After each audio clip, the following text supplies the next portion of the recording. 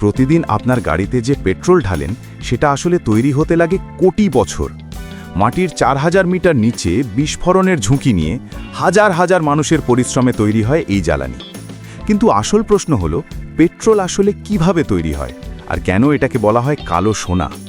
আজ আপনি এমন কিছু জানবেন যা জানার পর পেট্রোলকে আর আগের মতো দেখবেন না।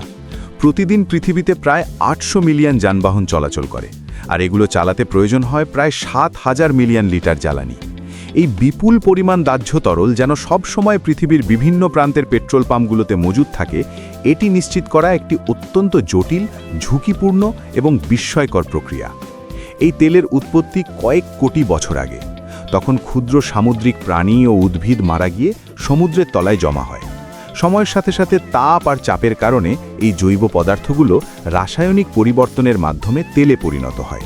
প্রায় 250 মিলিয়ন বছর পর এই তেল পৃথিবীর সবচেয়ে গুরুত্বপূর্ণ জ্বালানি সম্পদে পরিণত হয়েছে, যাকে বলা হয় কালো সোনা। টেক্সাসের তেলক্ষেতগুলোতে প্রতিদিন হাজার হাজার নতুন কূপ খনন করা হয়। প্রতি মাসে প্রায় 2000 নতুন কূপ তৈরি হয়, আর প্রতিদিন উত্তোলন করা হয় প্রায় 9 লাখ ব্যারেল তেল। তেল খুঁজে বের করার জন্য প্রথমে ভূমিকম্পীয় প্রযুক্তি ব্যবহার করে মাটির নিচের সম্ভাব্য তেলের স্তর শনাক্ত করা হয়। তারপর সেই জায়গায় ড্রিলিং শুরু হয়। তেল অনেক গভীরে, কখনো 4000 মিটার নিচে অবস্থান করে।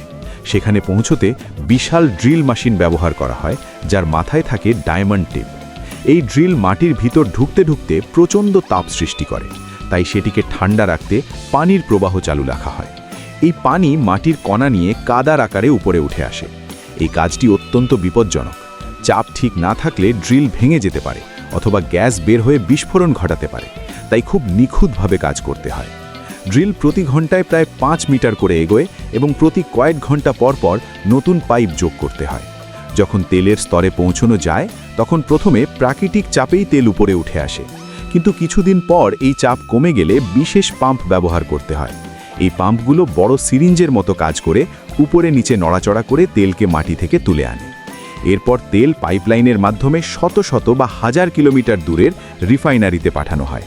এই রিফাইনারিগুলো বিশাল, হাজার হাজার কিলোমিটার পাইপ এবং হাজার হাজার কর্মী এখানে কাজ করে। ক্রুড অয়েল আসলে বিভিন্ন ধরনের হাইড্রোকার্বনের মিশ্রণ। এগুলোর ওজন ভিন্ন ভিন্ন হয়। এই তেলকে প্রথমে 370 ডিগ্রি সেলসিয়াসের বেশি তাপ দেওয়া হয়। তারপর একটি বিশাল টাওয়ারে পাঠানো হয়, যেখানে এটি ধীরে ধীরে ঠান্ডা হতে থাকে।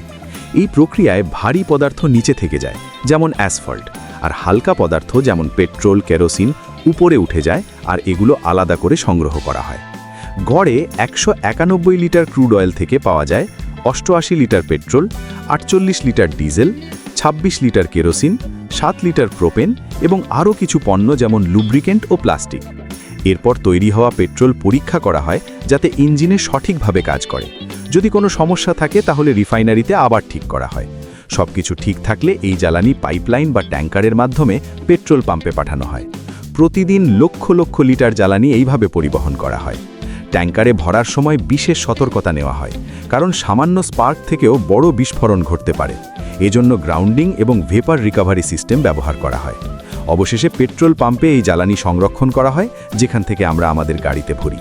তাই পরের বার যখন আপনি পেট্রোল নেবেন তখন মনে রাখবেন, এই সামান্য জ্বালানির পেছনে রয়েছে কোটি বছরের প্রাকৃতিক প্রক্রিয়া, উন্নত প্রযুক্তি এবং হাজারো মানুষের কঠোর পরিশ্রম।